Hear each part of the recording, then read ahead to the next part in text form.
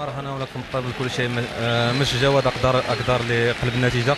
فالفريق الرائد فريق كبير، مسؤوليه بلاعبيه باطره التقنيه ولا الاداريه. هذا الفوز هذا ما يجيش بمجهود ديال جواد اقدر لوحده، فهاد الناس كاملين وراء هذا الفوز هذا. توقعت انك تسجل هدف لما تنزل؟ اول جيت نادي الرائد وانا متوقع ومآمن بالقدرات ديالي، ولكن الحمد لله التوفيق من عند الله سبحانه وتعالى. فملي كيحضر التوفيق فكتحضر الاهداف، ملي كتغيب التوفيق ما كتغيب الاهداف معاه. احنا طيله الاسبوع هذا في تغيير المدرب بكل صراحه اشتغلنا معنا شغل نفساني اكثر شيء.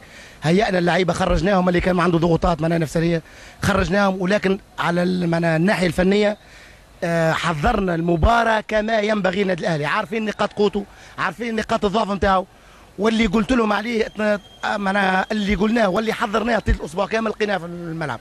اللي معناها الاهلي بصفه عامه عنده خط هجوم نار وعنده الخط دفاع مهزوز شويه. استغلينا الفرصه هذه، وانا حتى بين الشوطين قلت لهم بحول الله ان نامن بحظوظنا ونامن بمستوياتنا. والمستوى الاول الشوط الاول كان مستوى ممتاز جدا، لو نكمل على المستوى هذا بنفوز بالمباراه. والله وفقنا سبحانه وتعالى، وهذا توفيق من عند الله، ونشكر كل اللعيبه على الجهود اللي سووهم.